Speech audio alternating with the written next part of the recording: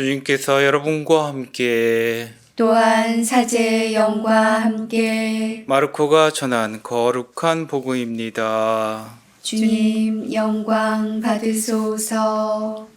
그때 예수님께서 호숫가에서 가르치기 시작하셨다.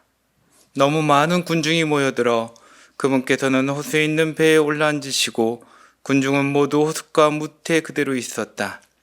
예수님께서 그들에게 많은 것을 비유로 가르치셨다. 그렇게 가르치시면서 말씀하셨다.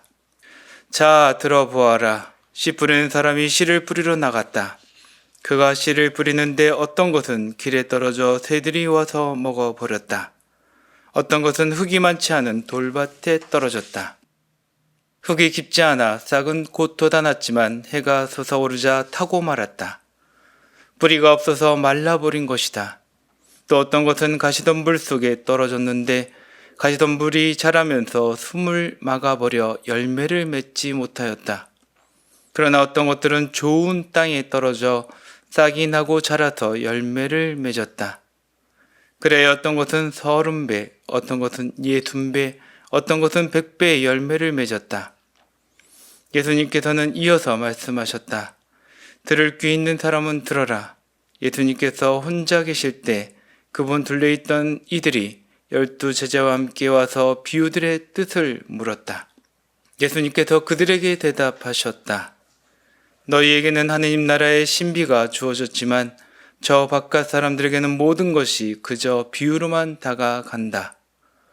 보고 또 보아도 알아보지 못하고 듣고 또 들어도 깨닫지 못하여 저들이 돌아와 용서받는 일이 없게 하려는 것이다.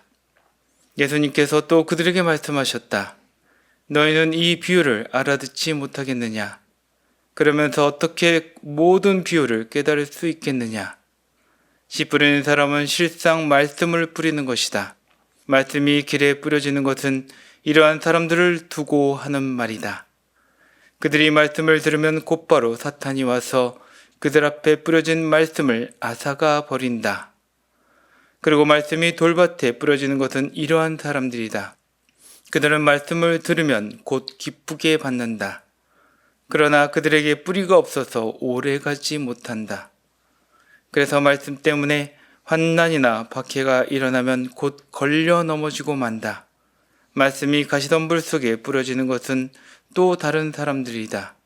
이들은 말씀을 듣기는 하지만 세상 걱정과 재물의 유혹과 그 밖에 여러 가지 욕심이 들어가 그 말씀에 숨을 막아버려 열매를 맺지 못한다.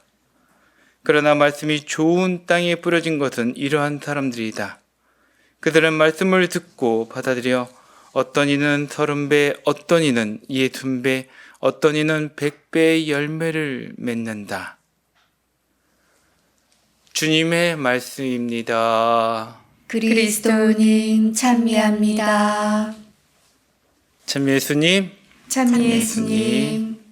저에게 어떤 선배 신님이 굉장히 예전에 어떤 노 사제가 들려줬던 이야기를 저에게도 들려주셨습니다. 그 노 사제는 두 사람의 보좌 신부들과 같이 지냈는데 두 보좌 신부가 똑같이 술을 먹고 좀 늦게 들어왔다고 합니다. 당장 그거를 보고도 그 자리에서 혼내지는 않으시고 그 다음날 아침에 아침 식사하시면서 한마디를 하셨다고 합니다. 한 보좌 신부에게는 왜 이렇게 늦게까지 술 먹고 다니냐고 하면서 혼을 나셨고 한 보좌 신부에게는 정말 수고가 많았네 라고 격려를 해주셨다고 합니다. 아니 그래서 똑같이 술 먹고 늦게 들어왔는데 누구는 혼이 나고 누구에게는 격려의 말을 듣고 그래서 왜 그러셨습니까? 라고 질문하셨더니 그 노사제께서 한 사제는 자기가 술을 너무나 좋아해서 술 먹을 사람을 찾아다닌다고. 탐욕하러 다니는 게 아니라 술 마실 사람을 찾아다니면서 불러가지고 술을 마셨기 때문에 혼을 냈고 또 한 사제는 술 마시는 걸 힘들어 하는데 청년들이 요청해서 억지로 나가서 사목하느라고 술을 마셔줬다. 자신을 위해서 사람들 모이게 하는 사람과 그리고 힘들지만 사람들을 찾아간 또 다른 사제의 모습을 보면서 같은 일을 하더라도 어떤 의도와 어떤 마음의 자세로 가는지가 다름을 알 수 있었습니다.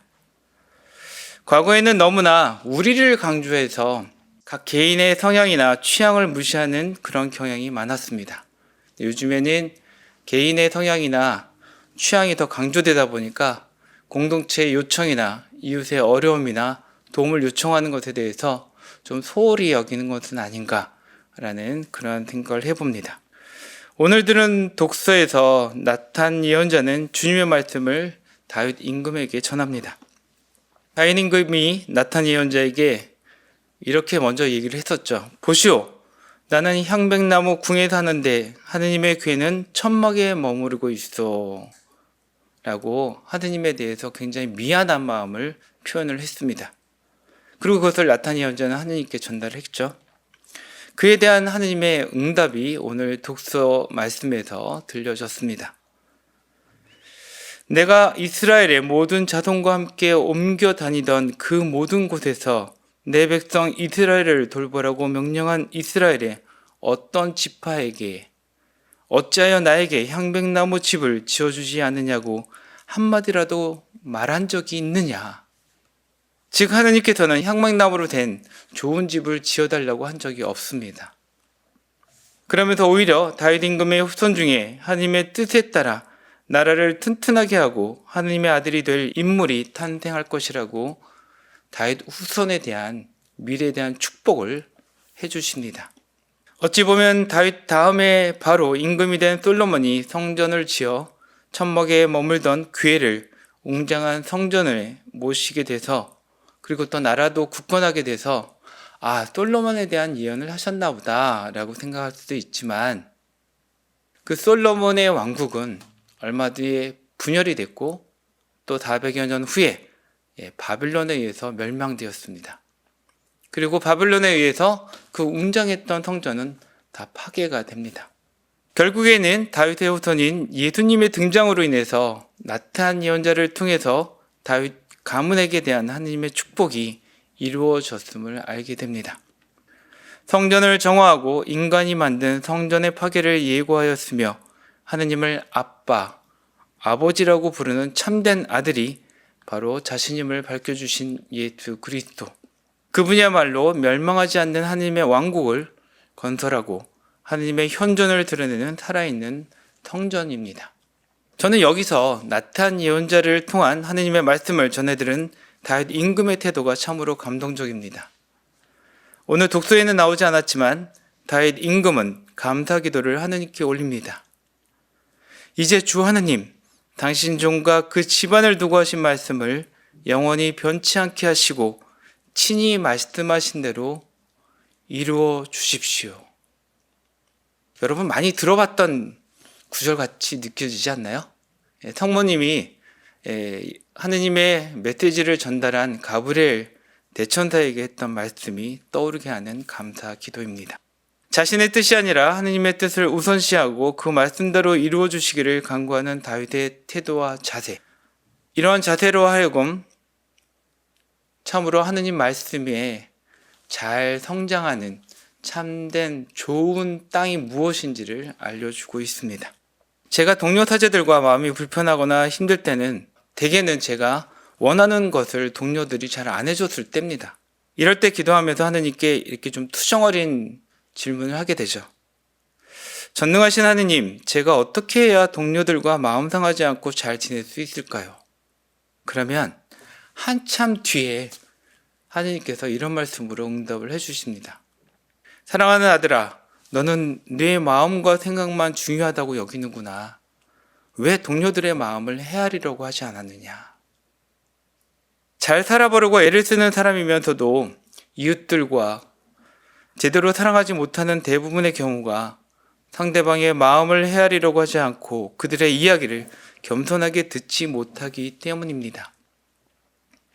하나님의 말씀을 겸손하게 받아들이고 하나님의 말씀이 그대로 이루어지기를 간곡히 청한 다윗 임금의 태도와 자세를 배워서 우리도 하나님의 말씀의 씨앗이 열매 맺는 좋은 땅이 되기를 이 나중에 함께 간구합시다.